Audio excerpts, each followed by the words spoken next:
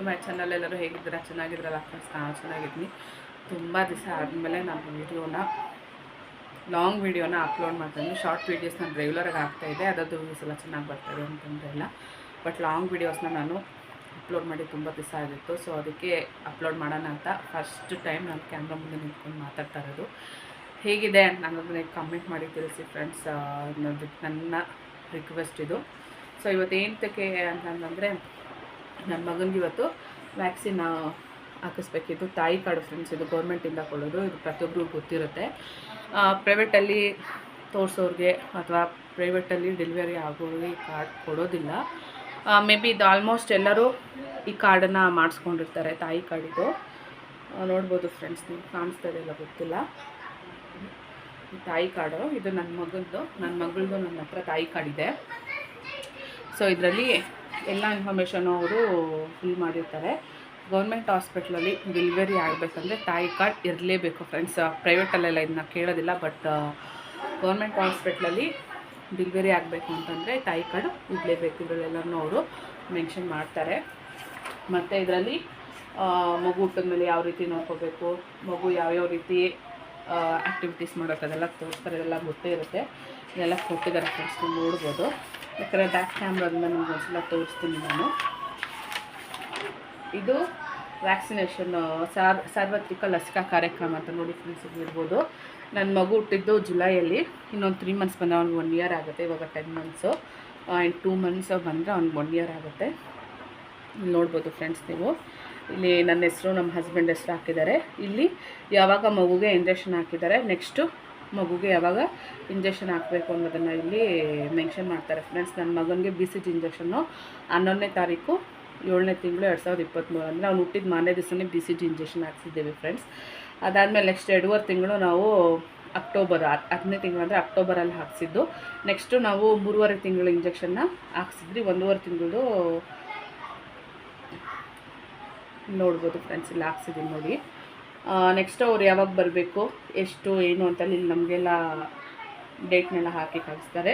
Next ಇವತ್ತು ನಮಗೆ ಇಲ್ಲಿ ನಮ್ಮ ಹಳ್ಳಿಗೆ ನರ್ಸ್ ಬರ್ತಾರೆ ಫ್ರೆಂಡ್ಸ್. ಅವ್ರ ಹತ್ರನೇ ನಾವು ಇಲ್ಲಿ ಅಂಗನವಾಡಿಯಲ್ಲಿ ಹಾಕ್ಸೋದು. ಸೊ ಅವರು ಇವತ್ತು ಬರ್ತೀನಿ ಅಂತ ಹೇಳಿದ್ರು. ಅವ್ರ ಹತ್ರ ಹೋಗಿ ಹಾಕಿಸ್ಕೊಂಡ್ಬಂದಿದ್ದೀವಿ ಫ್ರೆಂಡ್ಸ್. ಇದು 9 ತಿಂಗಳದು. 10 ತಿಂಗಳು ಕಂಪ್ಲೀಟ್ ಆಗೋ ಅಷ್ಟರಲ್ಲಿ ನಾವು ಈ ಇಂಜೆಕ್ಷನ್ನ ಹಾಕಿಸ್ಕೋಬೇಕು. ನೆಕ್ಸ್ಟು 1.5 ವರ್ಷದ್ದು 16 ತಿಂಗಳಿಂದ 24 ತಿಂಗಳೊಳಗಡೆ ಅಂತಂದರೆ 1.5 ವರ್ಷದ್ದು ಇಲ್ಲಿ ಹಾಕ್ಕೋಬೇಕು. ಆವಾಗ ಇಲ್ಲಿ ಅವರು ಫಿಲ್ ಮಾಡ್ತಾರೆ. ನೆಕ್ಸ್ಟು 5 ರಿಂದ 6 ವರ್ಷ ಒಳಗಡೆ ಅಂದರೆ 6 ವರ್ಷ ಕಂಪ್ಲೀಟ್ ಆದಮೇಲೆ ಅವ್ರು ಇಂಜೆಕ್ಷನ್ ಹಾಕೋದಿಲ್ಲ ಅಂತ ಒಂದು ಮಗು ಬಂದಿತ್ತು. ಆ ಮಗುಗೆ ಹೇಳ್ತಾಯಿದ್ರು, ಅವಾಗ ನಾನು ಕೇಳಿಸ್ಕೊಂಡೆ ಫ್ರೆಂಡ್ಸ್. 5 ರಿಂದ 6 ವರ್ಷ ಒಳಗಡೆ ನಾವು ಇದನ್ನು ಈ ಇಂಜೆಕ್ಷನ್ ಹಾಕಿಸ್ಬೇಕು. ಈ ಇಂಜೆಕ್ಷನ್ನು ಅಂದರೆ 6 ವರ್ಷ ಕಂಪ್ಲೀಟ್ ಆದಮೇಲೆ ಹಾಕ್ಸಿದ್ರೆ ಆವಾಗ ಸೈಡ್ ಎಫೆಕ್ಟಾಗಿ ಮಗುಗೆ ಫಿಟ್ಸ್ ಬರೋ ಅಂಥ ಚಾನ್ಸಸ್ಸು ಇರುತ್ತೆ ಅಂತ ಹೇಳಿದ್ರು ಅವರು. ನೆಕ್ಸ್ಟು 10 ಇಯರ್ಸ್ಗೆ ಒಂದು ಮತ್ತು 16 ಇಯರ್ಸ್ಗೊಂದು ಅಂದರೆ SLCವರೆಗೂ ಇವ್ರಿಗೆ ವ್ಯಾಕ್ಸಿನೇಷನ್ ಅನ್ನೋದು ಇರುತ್ತೆ. ಇಲ್ಲಿ ಅವರು ಅದನ್ನು ಮೆನ್ಷನ್ ಮಾಡಿದ್ದಾರೆ. ಇವರು ಇದೆಲ್ಲ ಫುಲ್ಲು ಫಿಲ್ ಮಾಡಿ ಇದನ್ನು ಅವರು ಗೌರ್ಮೆಂಟಲ್ಲಿ ತೊಗೊತಾರೆ ಫ್ರೆಂಡ್ಸ್. ಇಲ್ಲಿ ನಮಗೆ ಇನ್ನೊಂದು ಫಿಲ್ ಮಾಡಿ ಕೊಡ್ತಾರೆ. 2 ಸೇಮ್ ಕಾಪಿನೇ, ಬಟ್ ಇದನ್ನು ಅವ್ರು ಕಟ್ ಮಾಡ್ಕೊತಾರೆ, ತೊಗೊತಾರೆ. ಫುಲ್ಲು ಕಂಪ್ಲೀಟ್ ಆದಮೇಲೆ ಮೇ ಬಿ ತೊಗೋಬೋದು ಅನಿಸುತ್ತೆ. ನೆಕ್ಸ್ಟ್ ಇದು ನಮಗೊಂದು ಕಾಪಿ ಅಂತ ಕೊಟ್ಟಿದ್ದಾರೆ ಇಲ್ಲಿ. ಇದೆಲ್ಲ ನೋಡ್ಬೋದು. 1.5 ತಿಂಗಳಿಗೆ ಯಾವ ಇಂಜೆಕ್ಷನ್ನು, 2.5 ತಿಂಗಳಿಗೆ ಯಾವ ಇಂಜೆಕ್ಷನ್ನು ಅನ್ನೋದು ಇಲ್ಲಿ ಇನ್ಫಾರ್ಮೇಷನ್ ಕೊಟ್ಟಿದ್ದಾರೆ ಈ ತಾಯಿ ಕಾರ್ಡಲ್ಲಿ. ಈ ತಾಯಿ ಕಾರ್ಡ್ ಇರೋರಿಗೆ ಇದ್ರ ಬಗ್ಗೆ ಎಲ್ಲ ಇನ್ಫಾರ್ಮೇಷನ್ ಇರುತ್ತೆ ಫ್ರೆಂಡ್ಸ್. ಇದು ಆಲ್ಮೋಸ್ಟ್ ಎಲ್ಲರ ಹತ್ರನೂ ಇರುತ್ತೆ. ನೋಡ್ಬೋದು. ಇದು ಕನ್ಸೀವ್ ಆಗಿ ನಾವು ಸ್ವಲ್ಪ ಒಂದು ತಿಂಗಳು 1.5 ತಿಂಗಳು ಕನ್ಫರ್ಮೇಷನ್ ಆದಮೇಲೆ ಅಂಗನವಾಡಿಯಲ್ಲಿ ಇನ್ಫಾರ್ಮೇಷನ್ ಕೊಟ್ಟು ನಾವು ಇದನ್ನ ಬರ್ಸ್ಕೋಬೇಕಾಗುತ್ತೆ ಫ್ರೆಂಡ್ಸ್. ಅವರೇ ಕೊಡ್ತಾರೆ ತಾಯಿ ಕಾರ್ಡು. ಈ ತಾಯಿಯ RCHID ಸಂಖ್ಯೆ ಮತ್ತು ಮಗುವಿನ RCHID ಸಂಖ್ಯೆ ಫಸ್ಟು ನಮ್ಮದು ಬರೀತಾರೆ ತಾಯಿದು. ನೆಕ್ಸ್ಟ್ ಮಗು ಹುಟ್ಟಿದ್ಮೇಲೆ ಅದನ್ನು ನಂಬರ್ನ ಇಲ್ಲಿ ಬರ್ಕೊಡ್ತಾರೆ. ಇವತ್ತು ನನ್ನ ಮಗನಿಗೆ ವ್ಯಾಕ್ಸಿನೇಷನ್ ಇದೆ. ಸೊ ಅದು ಹೋಗಿ ಹಾಕ್ಸ್ಕೊಂಬರ್ಬೇಕು ಫ್ರೆಂಡ್ಸ್. ಇದು ಇನ್ಫಾರ್ಮೇಷನ್.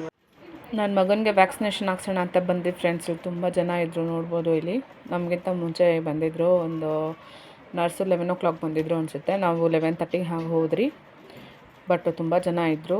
ನಾವು ಸ್ವಲ್ಪ ಹೊತ್ತು ಕೂತ್ಕೊಂಡು ವೆಯ್ಟ್ ಮಾಡ್ತಾರೆ. ನನ್ನ ಮಗ ಅಂತೂ ಜಾಸ್ತಿ ಗಲಾಟೆ ಮಾಡ್ತಾಯಿದ್ದ ನೋಡ್ಬೋದು. ಇಲ್ಲಿ ಅವ್ರು ಹಾಕೋವರೆಗೂ ಅವನ್ನ ಕೂತ್ಕೊಂಡು ಆಡಿಸೋದೇ ಕೆಲಸ ಆಗೋಗಿತ್ತು. ಇಂಜೆಕ್ಷನ್ ಹಾಕ್ಸ್ಕೊಂಡು ನಾವು ವಾಪಸ್ ಮನೆಗೆ ಬಂದ್ವಿ ಫ್ರೆಂಡ್ಸ್. ಬಿಸಿಲು ತುಂಬ ಇದೆ ಫ್ರೆಂಡ್ಸ್. ಆಚೆ ಹೋಗೋದಕ್ಕಾಗೋದಿಲ್ಲ, ಬರೋದಕ್ಕಾಗಲ್ಲ, ಆ ರೀತಿಯಾಗಿ ಹೋಗಿದೆ. ಈ ಬಿಸಿಲಿಗೆ ಒಳಗಡೆ ಇರೋದಕ್ಕಾಗಲ್ಲ, ಮೈ ಮೇಲೆಲ್ಲ ರ್ಯಾಷಸ್ಸು ಆ ಥರದ್ದೆಲ್ಲ ಬರ್ತಾ ಇದೆ. ಸೊ ನಾವು ತುಂಬ ಕೇರ್ಫುಲ್ ಆಗಿರಬೇಕು, ತುಂಬ ನೀರು ಚೆನ್ನಾಗಿ ಕುಡಿಬೇಕು, ತಂಪಾಗಿರೋ ಆಹಾರನ ಸೇವನೆ ಮಾಡಬೇಕು. ಸೊ ಮಕ್ಕಳಿಗೂ ಅಷ್ಟೇ ತುಂಬ ಚೆನ್ನಾಗಿ ಕೇರ್ ಮಾಡಬೇಕು ಫ್ರೆಂಡ್ಸ್, ಯಾಕಂದರೆ ತುಂಬ ಬಿಸಿಲಿದೆ. ಇಷ್ಟು ವರ್ಷಗಳಲ್ಲಿ ಈ ಸಲನೇ ಜಾಸ್ತಿ ಬಿಸಿಲಿರೋದು. ಸೊ ಅದಕ್ಕೋಸ್ಕರ 45 ಡಿಗ್ರಿ ಕ್ರಾಸ್ ಆಗುತ್ತೆ ಅಂತ ಹೇಳ್ತಾಯಿದ್ರು. ಆಲ್ರೆಡಿ ಕ್ರಾಸ್ ಆಗಿರ್ಬೋದು, ನಂಗೆ ಅಷ್ಟು ಸರಿಯಾಗಿ ಗೊತ್ತಿಲ್ಲ. ಸೊ ನಮ್ಮ ಮಗನಿಗಂತೂ ಇಲ್ಲೆಲ್ಲ ರ್ಯಾಷಸ್ ಎಲ್ಲ ಬಂದಿದೆ ಆಲ್ರೆಡಿ, ಅಷ್ಟು ಬಿಸಿಲಿದೆ ಇಲ್ಲಿ. ಅವನು ನೀರೆಲ್ಲ ಚೆನ್ನಾಗಿ ಕುಡಿತಾನೆ, ಫೀಡಿಂಗ್ ಎಲ್ಲ ಮಾಡ್ತೀರಿ, ಆದ್ರೂ ಅವನಿಗೆ ರ್ಯಾಷಸ್ ಸ್ವಲ್ಪ ಬಂದಿದೆ. ಸೊ ನೀವೆಲ್ಲ ನಿಮ್ಮ ಮಕ್ಕಳನ್ನ ಸ್ವಲ್ಪ ಕೇರ್ಫುಲ್ಲಾಗಿ ನೋಡ್ಕೊಳ್ಳಿ, ನೀರು ಚೆನ್ನಾಗಿ ಕುಡಿ. ನೀರು ಐಟಮ್ ಇರುವಂಥ ವಾಟರ್ ಮಿಲನ್ ಆಗಿರ್ಬೋದು, ಮ್ಯಾಂಗೋ ಆಗಿರ್ಬೋದು, ಈ ರೀತಿ ಎಲ್ಲ ಕೊಟ್ಟಾಗ ಸ್ವಲ್ಪ ಬಾಡಿ ತಂಪಾಗುತ್ತೆ. ಸೊ ಅವಾಗ ಅವ್ರಿಗೆ ಈ ರ್ಯಾಷಸ್ ಬರೋದ್ರಿಂದ ನಾವು ತಪ್ಪಿಸ್ಬೋದು. ಯಾಕೆ